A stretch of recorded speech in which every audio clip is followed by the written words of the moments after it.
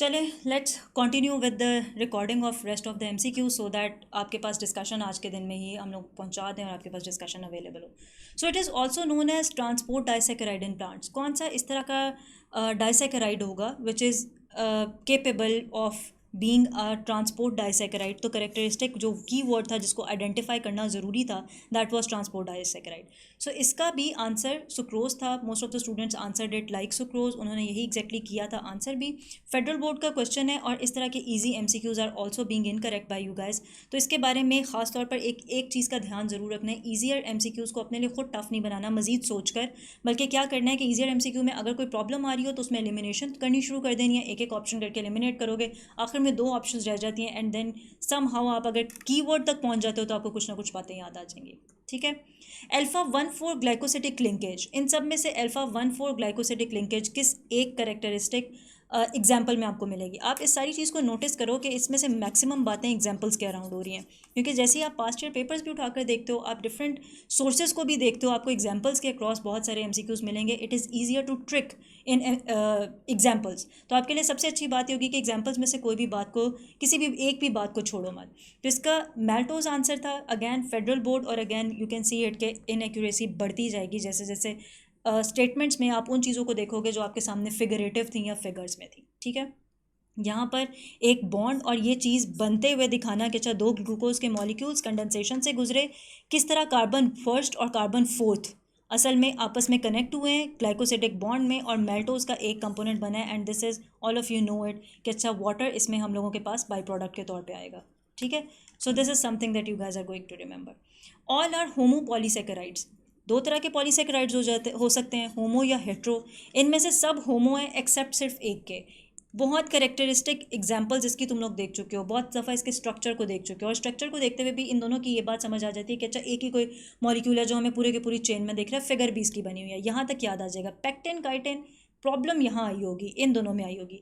तो इनमें से जो होमो पॉलीसेकेराइड नहीं है, ठीक, वो पेक्टिन था. और इस तरह के एमसीक्यूज़ में इसलिए इनएक्यूरेसी आती है कि एग्जाम्पल की क्या एक करेक्टरिस्टिक बात है वो याद नहीं होती. ठीक. और उसका आसान तरीका ये है कोई एग्जाम्पल नहीं छोड़नी और हर एग्जाम्पल के अक्रॉस जो भी उसकी एक्सप्लेनेशन है उसको ख़ास तौर पर ज़रूर याद करना है. ठीक है. A new amino acid can be added in dipeptide chain from कौन से वाला एंड. आपको पता है पेप्टाइड चेन किस तरीके से बननी शुरू होती है. एक आपके पास अमाइनो एसिड होता है, पेप्टाइड बॉन्ड बनता है दूसरे अमाइनो एसिड के साथ आकर. ठीक. और जैसे जैसे पेप्टाइड बॉन्ड को बनते जाते हैं मजीद अमाइनो एसिड्स के साथ आपकी पॉलीपेप्टाइड चेन बनती जाती है. अब कौन सा टर्मिनल है जिससे एंट्री होती है. बहुत कॉमनली आस्क्ड एमसीक्यू, बहुत कॉमनली पूछा गया हुआ एमसीक्यू. तो इसका सी टर्मिनल, इसको भी अच्छे तरीके से याद कर लो. अब गलत हो गया, दोबारा गलत नहीं होना चाहिए कि सी टर्मिनल वो वाली स्पेसिफिक लोकेशन है जहाँ से कार्बोक्साइलिक एंड है, जिधर से what you guys are actually doing is कि पॉलीपेप्टाइड चेन मजीद लंबी होती जाती है. अगर इस तरह से भी एमसीक्यू आ जाए कि पॉलीपेप्टाइड चेन कहाँ से एक्सटेंड होती है, पॉलीपेप्टाइड चेन किस एंड से एक्सटेंड होती है, तब भी सिमिलर आंसर होगा. एग्जैक्टली यही आंसर होगा. In sickle cell anemia, glutamic is changed with dash at position number 6 in chain. Glutamic acid किसके साथ एक्सचेंज हो जाता है. ठीक. तो वो जो प्रोटीन है उसका नाम वेलिन है. ठीक. और सिकल सेल एनीमिया इसीलिए किसी भी पेशेंट के अंदर हम लोगों को दिखता है या किसी भी पेशेंट के अंदर हम लोग देख पाते हैं क्योंकि valine is there instead of glutamic. ठीक. तो 3% इनएक्यूरेसी थी, लेकिन still number of amino acids in each turn of alpha helix. Alpha helix के हर टर्न के अंदर कितने अमाइनो एसिड्स हैं. फैक्ट्स एंड फिगर्स के ऊपर होना चाहिए. आई होप सो कि अभी तक ऑलरेडी होगा, लेकिन अगर नहीं है तो लिख लेना. इट्स 3.6. याद करने वाले एमसीक्यूज़ हैं, फिगर्स हैं, नंबर्स हैं, इनको अच्छी तरह याद करना है. बीटा प्लेटेड शीट्स के बारे में, अल्फा हेलिकल स्ट्रक्चर के बारे में हमने बहुत ढेर सारी बातें की. इन बातों को अच्छे तरीके से याद रखना है. Alpha helical structure, beta pleated sheets हो गई, फाइब्रस प्रोटीन हो गई, ग्लोबुलर प्रोटीन होगी, सैचुरेटेड अनसैचुरेटेड फैटी एसिड्स हो गए. इनके डिफरेंसेस को भी याद रखना है, इनकी सिमिलैरिटीज़ को भी याद रखना है. बार बार ये बातें हो रही हैं, लेकिन इसलिए हो रही हैं कि अब दोबारा इन टॉपिक्स के ऊपर डिस्कशन इतनी एक्सटेंसिवली नहीं हो रही होगी, बल्कि अब आप इन टॉपिक्स को हाफ लेंथ या फुल लेंथ पेपर्स के अंदर जब बैठ के पढ़ोगे तो ये इस तरीके से गुजरेंगे कि अच्छा ये चीज़ गलत हो रही है, फ़ला टॉपिक को जाके रिवाइज़ कर लो, या फ़ला टॉपिक के फ़ला सब टॉपिक को जाके रिवाइज़ कर लो. सो अभी बहुत एक्सटेंसिवली बात करना, बार बार दोबारा से इन कॉन्सेप्ट को ख़ास तौर पर उस तरह से सुनाना कि अगर किसी बच्चे ने मिस आउट कर दिया हुआ तो कम अज़ कम अब उसको अच्छी तरह पता चल जाए कि इन चीज़ों को नहीं छोड़ना, ये इंपॉर्टेंट है, ठीक है, रादर देन गोइंग फॉर कि अच्छा ये वेटेज हो जाएगी, वो चीज़ हो जाएगी, फ़लाँ चीज़ ख़राब हो जाएगी, फ़लाँ काम हो जाएगा, उन चीज़ों की तरफ मत जाओ, बल्कि क्या काम करो इन एक्चुअल सेंस कि इस चीज़ को समझने की कोशिश करो कि क्या बातें हैं जो हम बार बार गलत करें, कि हमें डिफरेंसेस सिमिलैरिटीज़ आती हैं या नहीं आती। तो कौन सा स्ट्रक्चर है जिसमें बीटा प्लीटेड शीट्स होंगी? इनमें से वो स्ट्रक्चर जिसके अंदर बीटा प्लीटेड शीट्स आपको दिख सकती हैं, सेकेंडरी स्ट्रक्चर ऑफ प्रोटीन होता है, ठीक, कोई इनएक्यूरेसी नहीं है। अभी ये चीज़ें याद है, समझी हुई हैं, आई होप सो कि ये एंड तक भी याद रखोगे और समझते इनको, इनकी समझ भी रहेगी। Which of the following is not a functional protein? इनमें से कौन सी अगेन एग्जाम्पल है और फंक्शनल प्रोटीन नहीं है?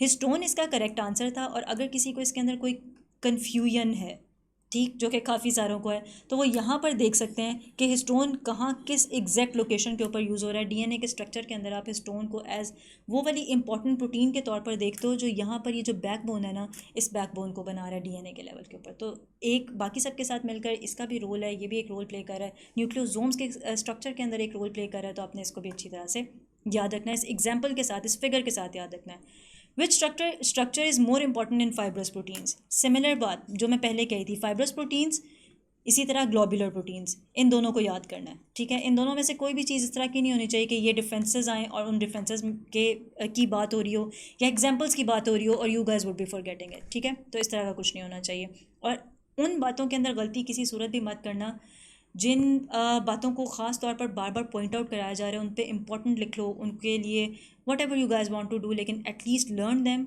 राइट नाउ सो दैट एक एक मार्क की वो जो फिर गलतियाँ हो रही होती है ना, वो ना हो। Secondary structure is the most important one in fibrous proteins, ठीक।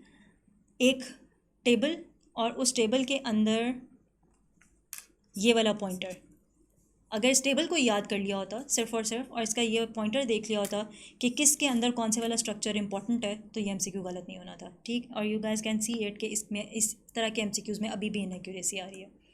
About dash types of amino acids have found to occur in cells and tissues, of course facts and figures की बात है, facts and figures based MCQ है। तो जब आप देखते हो कौन सा नंबर है, इट्स 170, और ये आपके पंजाब बोर्ड की एक करेक्टरिस्टिक लाइन है, सीधी सीधी लाइंस आपको आनी है और आपको उनके अंदर के नंबर्स भी याद होने चाहिए। मोस्ट एबंडेंट लिपिड, जिस तरह हमने मोस्ट एबंडेंट कार्ब पढ़ी, ठीक, जैसे हमने मोस्ट एबंडेंट कार्बोहाइड्रेट की टाइप पढ़ी, इसी तरीके से मोस्ट एबंडेंट लिपिड कौन सा है, एसाइल ग्लाइसरोल, आप इसी को ही सबसे ज़्यादा डिटेल के अंदर भी पढ़ते हो, ठीक। 30% इनएक्यूरेसी, इसका स्ट्रक्चर पता होना चाहिए, इसके आगे से जितनी डिटेल्स हैं, सिर्फ एसाइल ग्लाइसरोल पे जाके बस नहीं कर देनी कि एमसीक्यू ठीक हुआ जिनका, अच्छा वो भी कहें कि अब कहानी ख़त्म होगी, एसाइल ग्लाइसरोल के पूरे टॉपिक को you guys are going to cover है, ठीक।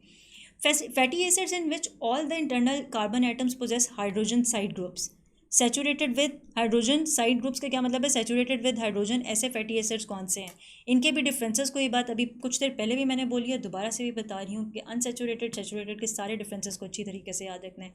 यहाँ इस स्टेटमेंट के साथ फिर वही बात कि जब स्टेटमेंट्स में चीज़ें आएंगी तो उनको आइडेंटिफाई करना थोड़ा सा आप लोगों के लिए ट्रिकी हो जाएगा, कि इसको अगर बहुत अच्छे तरीके से नहीं देखा, अगर बहुत अच्छे तरीके से नहीं समझा, कुछ ना कुछ इस तरह के स्टूडेंट्स ज़रूर होंगे जो उस चीज़ को गलत करके आएंगे। तो यहाँ सैचुरेटेड को देख लो, इनकी लॉन्ग कार्बन चेन भी देख लो, और ये बात भी देख लो कि अनसैचुरेटेड किस वजह से अनसैचुरेटेड होते हैं, किस तरह से उनके एक टिल्ट बन रहा होता है, उनके अंदर जो स्ट्रक्चर्स हैं उन सारे स्ट्रक्चर्स के अंदर टिल्ट बन रहा होता है अनसैचुरेटेड में।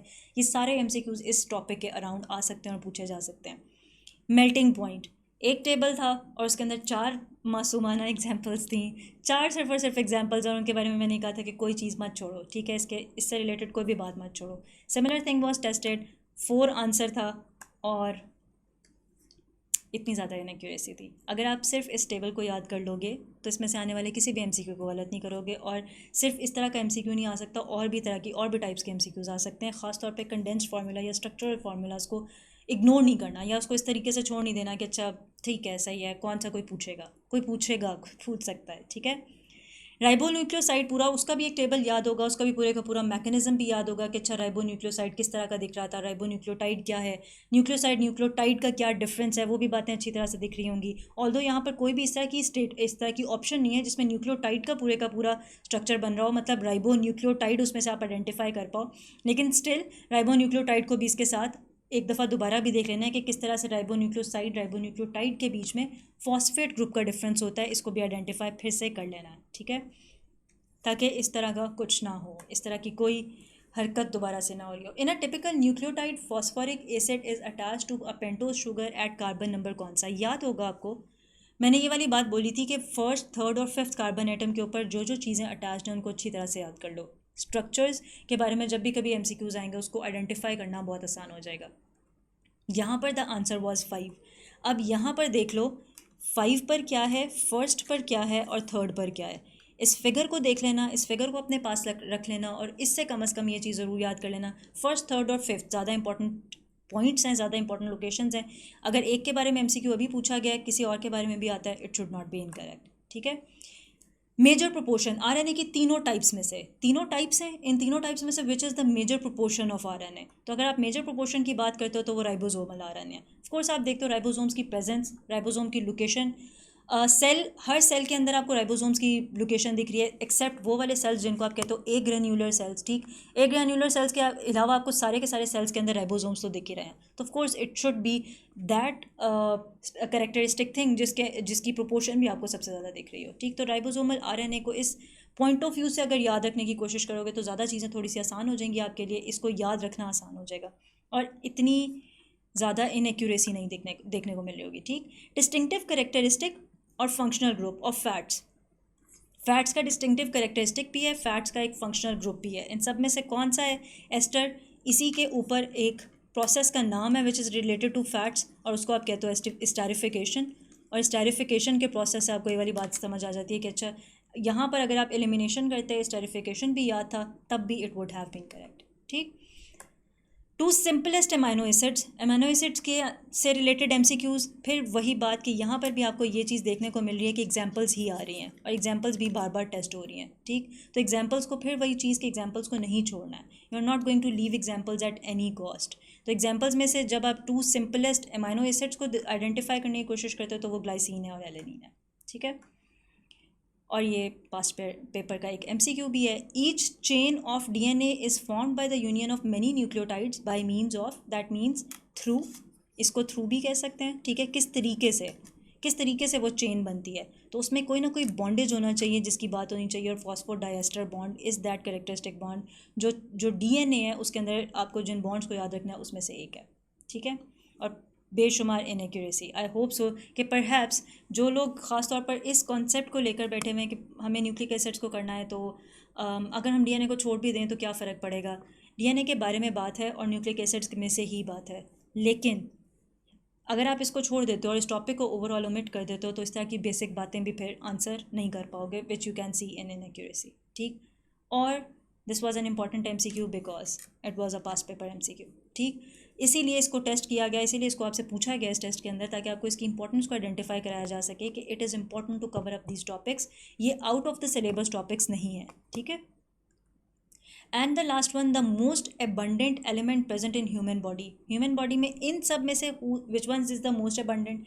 ना सिर्फ ये कि आप यहाँ पर मोस्ट अबंडेंट देखो बल्कि आप इस चीज़ को भी अच्छी तरह से देखो कि ट्रेस एलिमेंट जब आप याद करो, ट्रेस एलिमेंट्स में से शायद किसी की बात आए लेकिन carbon, importance of carbon, importance of water, इसमें से काफ़ी सारी चीज़ें बार बार पूछी जाती हैं। ठीक, तो इस तरह के MCQs भी आपके पास आएंगे और ये भी एक पास्ट ईयर पेपर का MCQ है।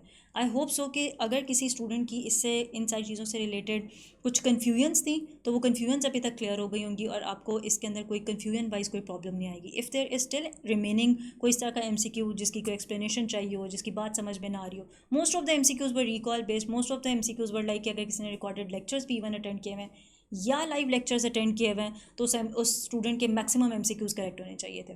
ठीक, लेकिन still if you guys think कि अच्छा इस वाले स्पेसिफिक चीज़ों के अंदर, इन चीज़ों के अंदर हमें कुछ प्रॉब्लम आ रहा है तो I would be happy to answer that and you can always ask me. ठीक, and you can always count on it कि आपको उस सारी की सारी चीज़ के बारे में कुछ ना कुछ इन्फॉर्मेशन मिल जाएगी।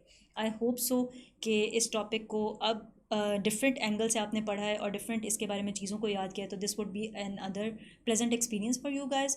और एक चीज़ जिसको आप इन्जॉय कर रहे होगे दैट इज़ कि डिफरेंट जो गलतियां हैं उनसे कम से कम आप सीख रहे हो। ठीक, एक टाइप का MCQ गलत होता है तो उस टाइप के काफ़ी सारे MCQs के बारे में ये इन्फॉर्मेशन दे जाता है कि अच्छा इस तरह के MCQs को गलत नहीं करना। See you in the next topic. अल्लाह हाफ़िज़।